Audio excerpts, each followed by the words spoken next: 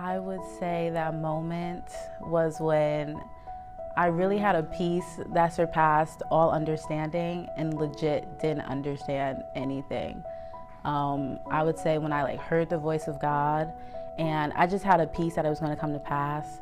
I just had a peace that what he was saying was true, and I didn't have to worry. I didn't have to be anxious about the future. I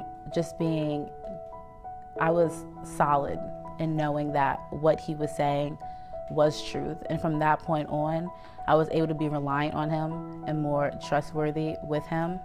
And it took me a long time to get to that point, or not really a long time to get to that point, but to understand what that really meant, or what having him as truth really meant. It was when I was in China, and mind you, I didn't have any friends, no group chat, no nothing. It was just me, 12 hours a day, just with God, because I didn't know anybody.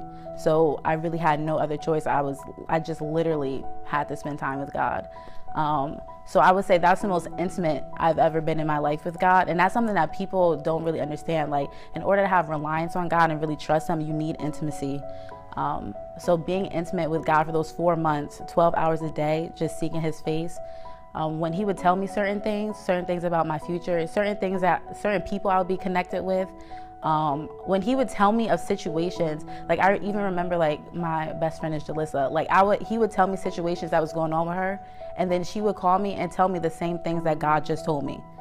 So knowing that, and operating in that, I was like, wow, that's where I just had peace about situations and trusting him and being reliant on his voice. It was really earlier in January of last year where I came into the understanding of the supernatural of God. I didn't know of prophecy, I didn't know of miracles, I didn't know of deliverance, I didn't know of any of that.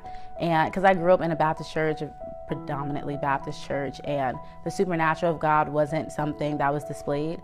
So I would do things in my own will. I was in entrepreneurship, I was in presenting, I was in public speaking and doing things like that. So everything that I did, it was I didn't really need God for.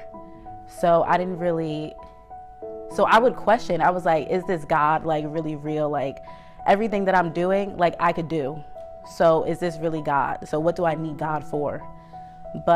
So I would question, is God really real, or do we just use this or say that he's our strength, he's our light, etc., because it's something that it just sounds nice, or it's something that we're used to, or it's traditional, church is traditional for us.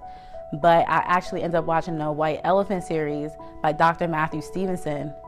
And a lot of the things, I was addressed by lust, I was addressed by that. And when he started operating in the supernatural, and he started calling people out by name that he never met before, I was and it was for the good. I was this has to be God. There is a God. So that's why I'm so pressed on the supernatural and prophecy and just operating in the power of God, because that can really draw people. That can be the difference between if God is real and if God is not. Because you can't say that there isn't a God when somebody's operating in that. That's not their own strength. That's not their own will. Anybody can start a business. Anybody can come up with their own brand or personal blog. Anybody can have the mind to do with math or engineering. But when you operate in something like that, that's more than a person. There is a God. And that was really proven to me. So under all of that, that's how I knew that God was truth. So knowing that he can operate in that. So even experiencing that, I was if this is God, everything about God has to be real. So when you go to the Bible, everything in his word has to be real. So you see the miracles that happen in the Bible, and people say that they're not for today. But when you experience that in today's world, that's how you know that God is truth. Especially even with the wisdom that's in the Bible. Even if you go to Ecclesiastes, and it talks about grasping the wind, these cycles that happen in the Bible, everything that's happening in the Bible is happening now.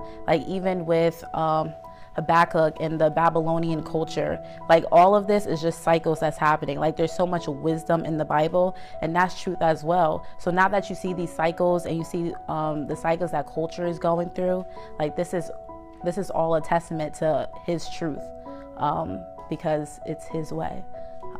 And that's how I found my life. So